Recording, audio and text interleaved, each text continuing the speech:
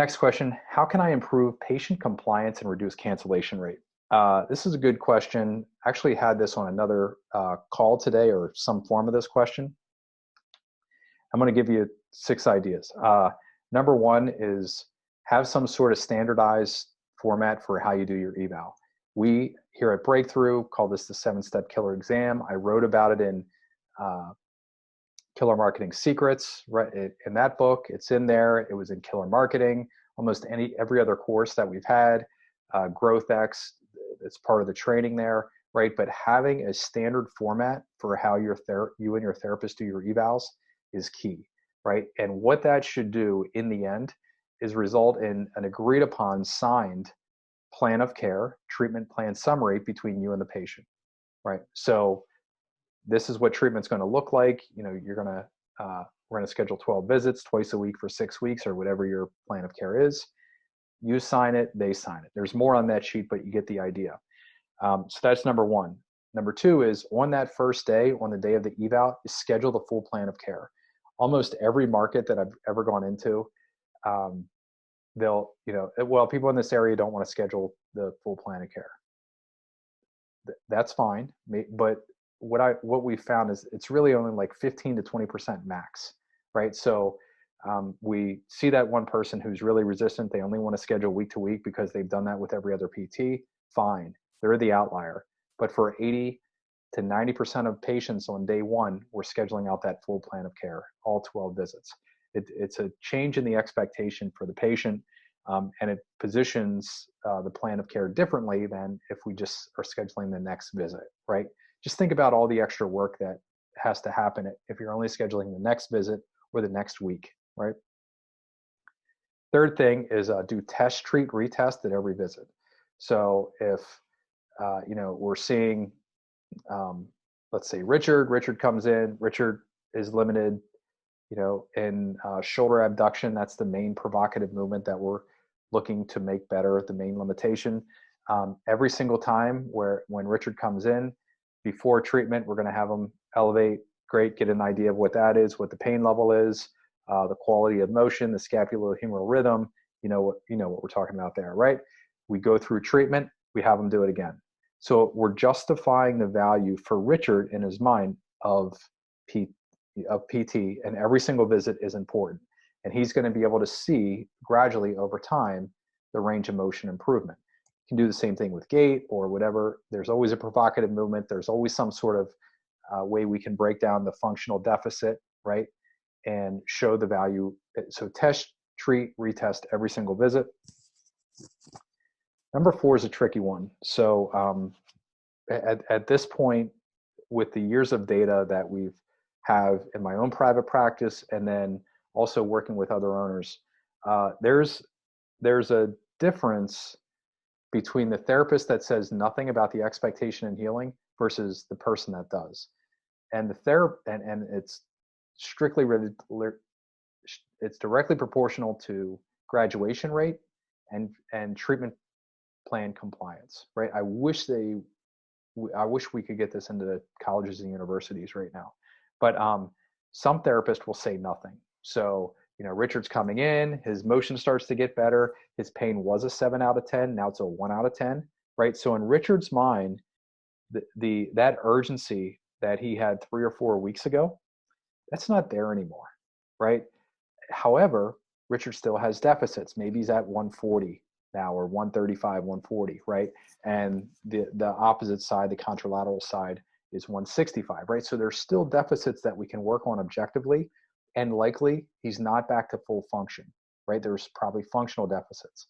So what the best therapists do that I've seen is they'll go through something called the 3 phases of healing. And the 3 phases of healing does future pacing. It paints a narrative for where the patient is going in their healing process. And phase number 1 is reduce pain and inflammation, right? Get that calmed down. So what's a 7 out of 10? Now you're a 1 out of 10, Richard. Okay. And usually our best therapists do this on the 2nd or 3rd visit. They start introducing this, right? We have these posters all around our clinic so the therapist can refer to that. So phase number 1 is reduction of pain and inflammation. You're starting to feel better now. We're a week or 2 into treatment. you can see that you're well into this phase right now. Phase number 2 of healing is restore normal motion and normal strength. You and I, as therapist to therapist, we're going to call that restore normal objective measures, right? So it could be strength, could be motion, range of motion or quality of motion, could also be a provocative movement special test. You get the idea there.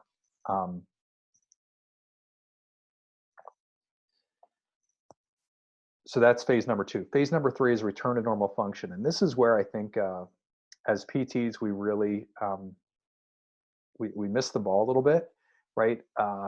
And this is just the culture of our industry, but because of insurance pressures, there's this idea that, if I average 8.3 visits and you average 8.1 visits, somehow you're a better therapist.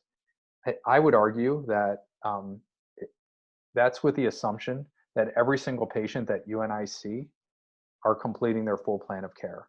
But it doesn't necessarily look at the filter of percentage of patients that complete their plan of care, right? Because if I have a higher percentage of patients completing plan of care, meeting their goals and being discharged, and you have a lower one, then your lower visits doesn't really mean anything. It looks like you're saving the insurance company money, but in the long term, you and I know what happens anytime that we're saving money in conservative care, right? There's higher healthcare costs on the back end of that. Medications, injections, surgery, significantly higher cost than PT, conservative care. So the key here is that we want the patient, once they're through, they're feeling better, right? Pain and inflammation is reduced. Their objective range, their objective measures, their range of motion, their strength is back to normal, right? 90, 95, 100% back to normal. The next thing we want them to do is say, okay, go do whatever it is, their main functional deficit. So maybe it was just going up and down the stairs. Maybe it was getting back to biking. Maybe it was, doing yard work or some other movement that they were having trouble with, that they were compromised with. And then on that final visit, we want them to report back, okay, you went running again for the first time in 6 months. How'd you feel? Well, I had some soreness there, whatever. And we can modify the plan of care. Maybe they graduate that day on that last visit. And then, we set a follow-up way down the road where we're just giving them a call 2 months out, 6 months out and saying, hey, how are you doing? Right. So that would be number 4. Number 5 that I would do here is a appointment reminder before the visit, the day before the visit. So it could be phone call, email, text. You have lots of options today, lots of tools within our industry. Make sure that appointment reminder is there unless they opt out. And then finally, and this is ingrained in our team and our culture, but everybody asks, when do we see you next? We want the patient to originate, hey, my next appointment's Tuesday at 1 o'clock. Great. So they'll hear it from the PT, the PTA, the tech, the receptionist. They'll hear it in billing. They'll hear it from an internal marketer if we have that in the office, right? Everybody is saying this to the patient all the time. And what happens is, let's say Richard came in, he scheduled, I think in our example, we said 12 visits. Now, if let's say this is Richard's last visit, the therapist missed it, the PTA missed it, the tech missed it, the receptionist missed it, and Richard's walking out the door and we say, hey, Richard, when do we see you again? Well, this is my last visit. Red flags go up, great. We have to take measurements, see where you're at, do a graduation day if they're truly graduating, or a continuation of plan of care, right? But by making that part of your culture, it's a really good habit to get into for you and your entire team.